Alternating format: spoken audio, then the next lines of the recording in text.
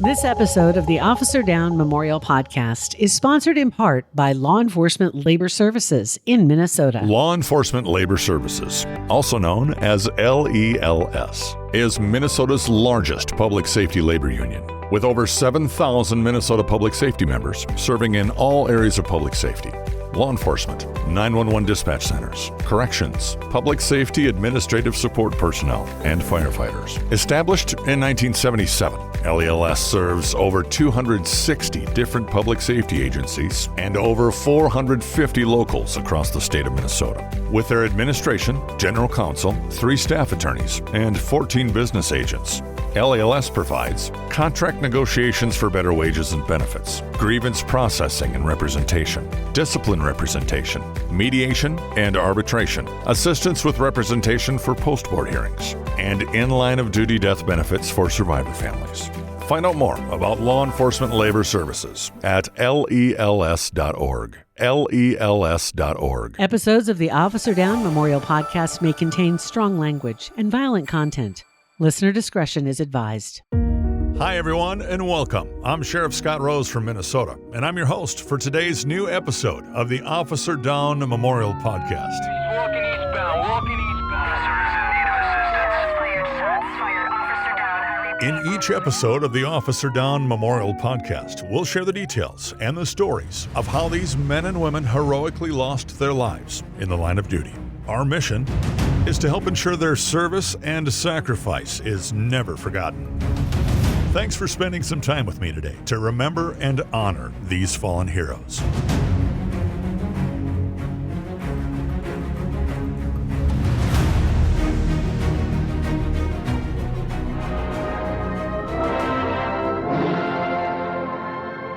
Margaret Mitchell's Gone with the Wind, one of the best-selling novels of all time, and the basis for the blockbuster movie, was published this year. The book would be on the top bestseller list for 25 weeks, with first-day sales exceeding 50,000 copies. She received a Pulitzer Prize for fiction, and it was the only novel by Mitchell published in her lifetime. Gone with the Wind has captured the imagination and acclaim of the entire world. The screen has never known a love story to compare with this. When Rhett Butler meets Scarlett O'Hara. I love you more than I've ever loved any woman. And I've waited longer for you than I've ever waited for any woman. Let me alone. Kiss me once. Can't we ever forget that day at 12 Oaks? Do you think I could ever forget it if you forgot me? Can you honestly say you don't love me?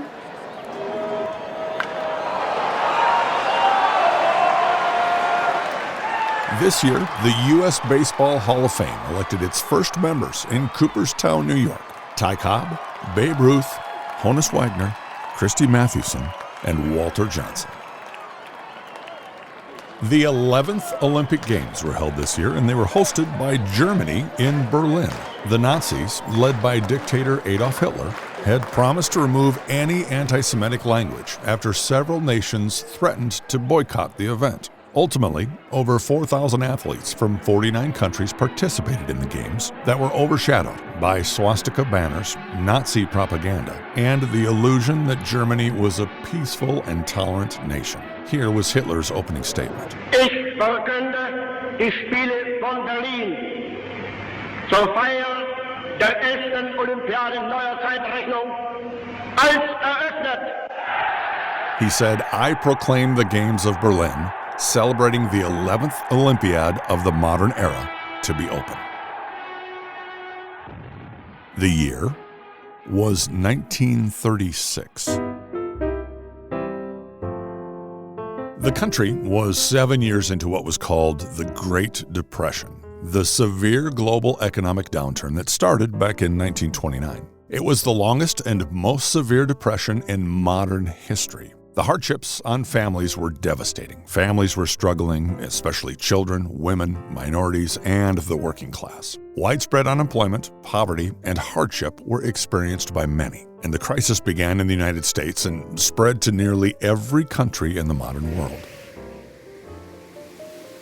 Not only were we in the middle of the Great Depression back then, but extreme weather was challenging even the hardiest of Minnesotans. In January and February of this year, the state recorded its coldest winter on record with 36 consecutive days below zero.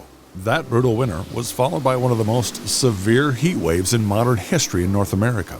The Midwest had just experienced one of the hottest Julys in record, with multiple states experiencing long stretches of days with well over 100-degree temperatures.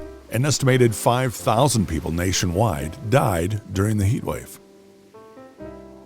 The parched soil, combined with strong northwest winds, continued the Dust Bowl effects that had plagued the Great Plains throughout the summer. In order to survive this era, families learned to be self-sufficient and extremely frugal. They learned to grow their own food, consolidate homes and expenses with other relatives. They did whatever they could to earn money, and ethnic communities worked together to help their neighbors too. The state of Minnesota was hit hard by the heat wave, with an estimated 700 to 900 deaths related to the brutal July heat. Remember, it was 1936. Air conditioning was not a common household appliance yet. The first actual air conditioner was only introduced a few years earlier by the company Frigidaire, and only the elite could afford one in their home. An AC unit for your home back then would cost you over $1,000. Now, in 2025 dollars, that's $23,000 for your home AC. So, in most communities, the only air conditioning was in some of their hotels and maybe the movie theaters. Families would sleep in the basement. They would sleep on the lawn, on fire escapes, really anywhere they could get a little relief from the heat. Back in 1936, there were just over 300 people who lived in Ghent, Minnesota. That's G-H-E-N-T, Ghent, Minnesota. It's a small community in southwest Minnesota in the county of Lyon.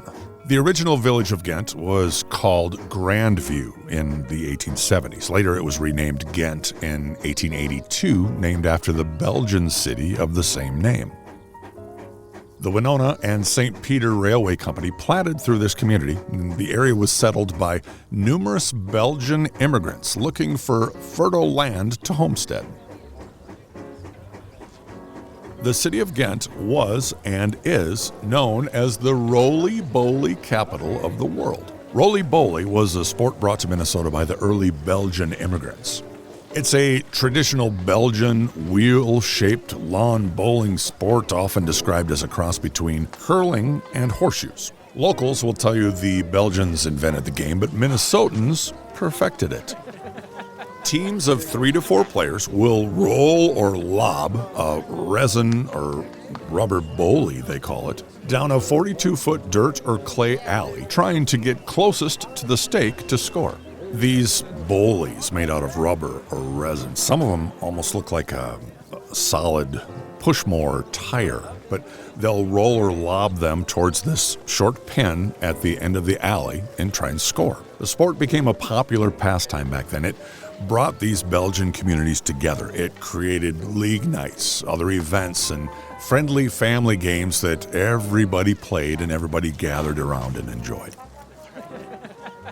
Most residents in this area were farmers who worked the rich land in this prairie region of southeast Minnesota. Because of this, the summer drought was devastating to the already struggling farmers in the Ghent area. Other folks worked for the small stores and businesses in town, general stores, blacksmiths, creameries, and grain elevators. Of course, all of these businesses in this small agricultural community thrived when the farmers thrived. So if the farmers were struggling, everyone was struggling.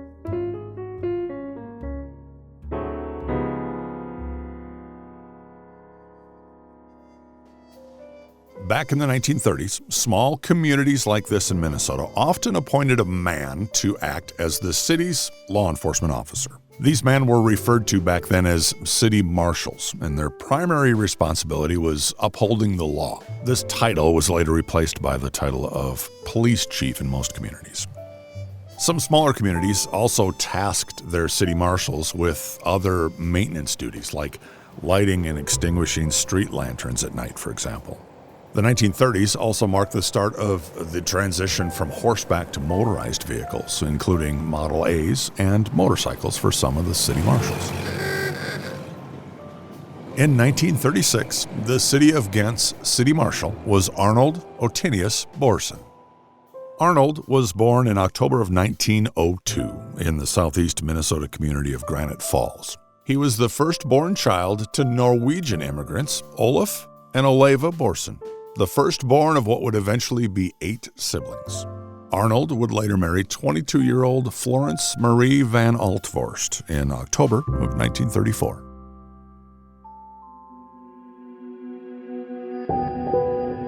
It was the early morning hours of Tuesday, August 18th, 1936. Temperatures just the day before reached over 100 degrees in parts of the state. That day, the high was around 80, and it was a welcomed relief to the brutal high temperatures that had baked the state for over a month. It was around 2:30 a.m. in the morning, and temperatures had cooled off into the 60s. Ed Derrick, owner of the local garage in Ghent, was awakened by an alarm from the garage strongbox that was connected to his home. Ed contacted the marshal and John Van Keulen, who was his brother-in-law, to help him check out the garage. The three went to the garage and shined their flashlights into the side window. There, they could see 2 men inside the garage working on the safe. The 3 men opened up the large garage doors, and Arnold shouted, "You're covered!" The burglars, startled, jumped from the safe and jumped out a window. One ran down the street, and one ran into a blind alley between the garage and Schaefer's shoe store. Derrick yelled at the burglar to stop and fired a warning shot with a shotgun. When the man failed to stop, Derrick shot again.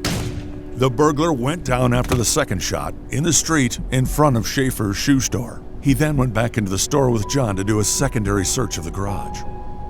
Arnold cornered the second burglar in the alley. While covering the burglar with his handgun, he waited for the others to search the garage. That's when the burglar suddenly pulled out a small handgun and shot Arnold in the neck. And then he fled. Derricks and John Van Keulen heard the shot, and they ran outside to find Borson laying in the alley with a gunshot wound to his neck. When they circled back to the front of the store to check on the first burglar that Derrick shot, they found he was gone too. Apparently, his injuries weren't as severe as they thought. Arnold was rushed to a Marshall, Minnesota hospital, 10 miles east of Ghent. A posse was soon formed to search the area for the burglars. During the area search, they found a leather jacket in a cornfield a short distance from town that appeared to be the jacket of the burglar who was shot. The only clue found at the scene was a felt hat with Omaha written on the band. The posse would later conclude that the burglars were either picked up by another car or they had a getaway car that was hidden away from the scene. At the hospital, X-rays would show the bullet entered the lower part of Arnold's neck and lodged near the spinal cord.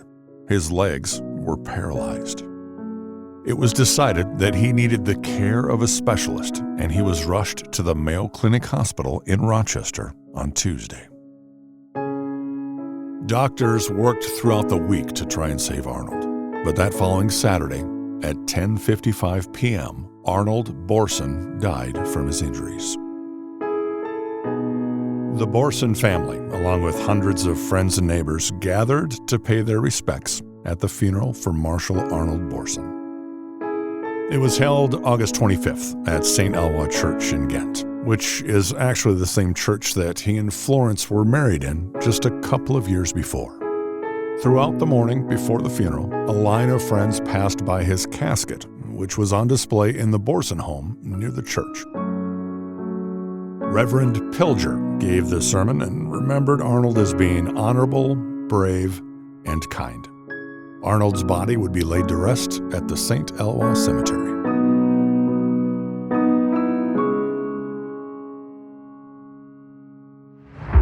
The Minnesota State Crime Bureau assisted local authorities to try and come up with any leads on the suspect who murdered Arnold. On August 28th, after a high-speed chase in the city of Winona in southeast Minnesota, authorities there questioned a man by the name of Charles Enochs, who was using the alias Harry Payton from Kansas City. Enochs was a former Missouri prison convict who had broken out of jail along with 3 others in Warrensburg, Missouri a month earlier. He was being held in jail in Missouri, being one of 2 suspects who robbed the Merchant Bank and Trust Company of Moberly, Missouri. Enox was caught in a vehicle containing $1,420 in cash, along with guns and burglary equipment, including 3 flashlights, several loaded fuses, a pint and a half of nitroglycerin, chisels, and hammers. Bank officials from the People's State Bank in Colfax, Wisconsin were there too, as they had been robbed of approximately $2,000 that previous Tuesday. In addition, he was also suspected of blowing open a Stewartville garage safe earlier that month. After a series of interviews by the Minnesota State Crime Bureau, agents determined he was not involved in Arnold's murder. A few weeks later, in September, a complaint was filed with the municipal court judge, charging 24-year-old Lyle Streeter with the murder of Arnold Borson.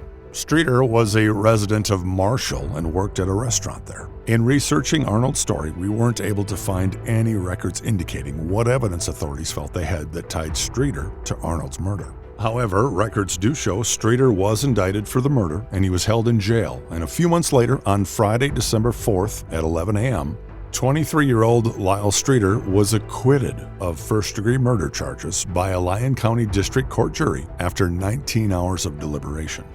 One newspaper described Streeter as appearing dazed when he was told he was free to go. He then went to each member of the jury and thanked them individually for their confidence in his innocence. Arnold's wife, Florence, would a few years later marry Peter Sanders from Ghent, and they would move to Oregon. Peter died in 1990, while Florence lived until 2003. Passing away at 90 years old in Corvallis, Oregon. Arnold's wife, Florence, his family, his friends, and his community would never get closure to this terrible tragedy. No one else would ever be charged with Arnold Borson's murder, and it would forever be unsolved. Arnold Borson's story was all but forgotten until his great-nephew, Jim Stinson, who had heard the story of Arnold's death from his grandfather while growing up, realized his great-uncle's name, Arnold Borson, was not on the law enforcement memorial wall in Washington, D.C. Jim started his law enforcement career at the University of Texas as a young 20-year-old. He served there 7 years before he and his wife moved to Colorado Springs in 1990, where he stayed for the rest of his law enforcement career, serving in patrol, major crimes, homicide, and then as a sergeant in a couple of different areas until he retired from law enforcement in 2022. Jim's connection to Minnesota and his early introduction to law enforcement was with his grandfather, who was the Grant County Sheriff when Jim was a kid. My grandfather, my mother's father, was the sheriff of Grant County up in a little bit north of the cities, and we would go there typically every other year growing up. And I heard on one of your earlier podcasts, it really drew back a good memory for me, because you're talking about how the sheriffs back in the day would have to buy their own cars, and they would use their cars as their police cars, and they had their little bubble dashboard lights, and some would install a siren. And when my granddad would come down to Austin to visit us for Christmas or whatever event it was, and I'd be at school, he'd come pick me up, and while you're standing in line waiting for your parents to come pick you up, he'd turn on his little light and siren, and I always felt so proud of that, you know. Vern Reardon was the sheriff in Grant County, Minnesota from 1959 to 1973. So it was always a good time to go up to Minnesota, except for the mosquitoes, of course. But we'd do different things that we had access to because of our granddad's position as a sheriff.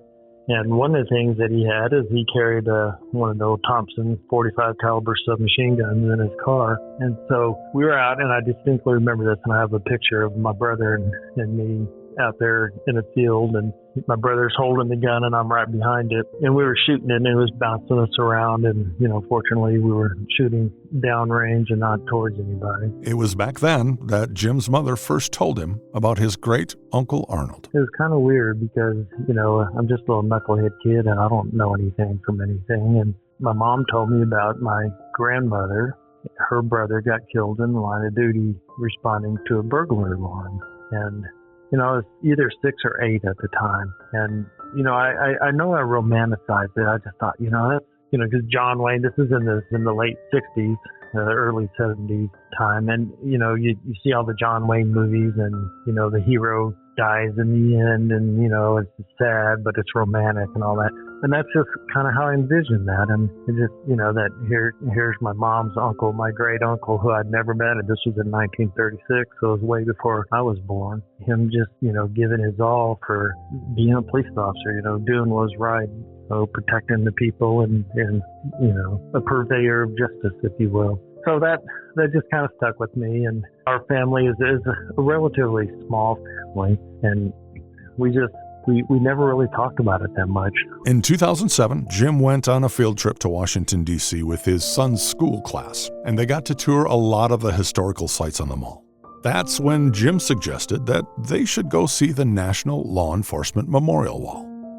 That's when he realized his great-uncle Borson's name wasn't on the wall. I was on pretty good terms with the principal, and I was giving her a bunch of grief because we were going to all these memorials. And I said, there's the National Law Enforcement Memorial there. We should go there as well. And so, boy, she got on that, and we made a stop there. And so, unfortunately, that year there were 2 officers in Colorado Springs that got killed in the line of duty. So I wanted to see their names on there as well. And I had another friend that I had played flag football with that had been killed in line of duty. So there's some names I wanted to see. And you do the pencil where you etch or you scrape the name across, and so I wanted to do that. And I said, I'm gonna look up Arnold Borson too. And we got there, and it was funny because we went to all the other memorials in the middle of the day, but the police one we went to at night. It's kind of away, and you don't really see it. There's a subway station entrance, in the middle of it. It's just kind of, this night was a cool night, and the wind was blowing, and it was just kind of what you'd picture a cop in the middle of the night facing, and I just thought it was so apropos. And I go looking for them, and they have little catalogs, little notebooks where you can find where your loved one or whoever you're looking for, you can find out the section there and all that. And I looked and I double checked, and I went to the other side where there's another book, and I looked there and it wasn't there, and Arnold's name wasn't on there. Jim's mother had passed away the year before the school trip, so he went back home to Colorado Springs and he contacted his dad in Texas. He told his dad that Arnold's name wasn't on the wall, and the two decided to work together to research Arnold's story, to get the death certificates, the newspaper articles, all the documentation they needed, and built a case to pitch Arnold's name being added to the National Wall. They pitched their case to the National Law Enforcement Memorial Organization, and they were told they needed a sponsor from Minnesota before Arnold could be considered. So Jim looked up the city of Ghent and found out that it hadn't had its own law enforcement for years, so he reached out to the county. With the help of now retired Lyon County Sheriff Joel Dahl and retired Minnesota Law Enforcement Memorial Association President Jeff Behan, the two helped this family finally get Arnold Borson recognized in 2009 in Minnesota at their State Law Enforcement Memorial Program and on the National Law Enforcement Memorial Wall in Washington, D.C. Jim was able to go out and finally see his great uncle recognized for his service and his sacrifice 73 years later. Me, my brother, and my brother's wife, we flew out and represented the family in Washington, D.C. And so, yeah, it was fantastic. I did the tracings of the name, and I have one framed, and it's on the wall in my office. And the other one I sent to Sheriff Dahl and asked him if he would be willing to put that in the lobby of his department. It's now been over 90 years since Arnold Borson was killed in the line of duty. People ask, why does it matter?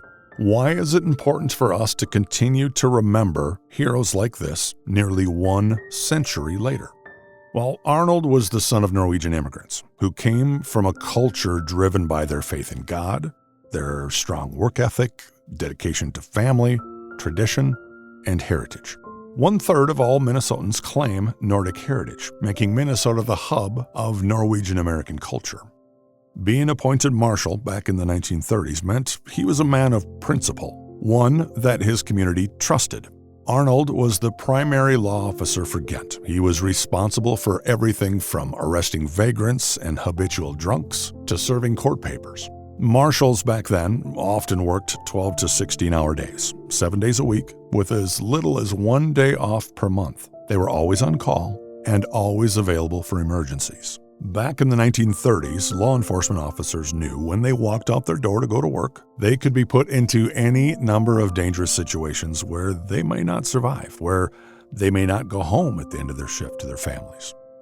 Police killings peaked in the 1920s and early 30s in the U.S., fueled by the fallout of Prohibition and the public enemies era of notorious gangsters like John Dillinger, Babyface Nelson, and the mob Barker Karpus gang. Gunshot wounds accounted for approximately 90% of intentional officer deaths back then, making the 1920s one of the deadliest decades for American law enforcement. Because of that, Arnold certainly knew the challenges. Everyone knew how dangerous it was back then to put on the badge.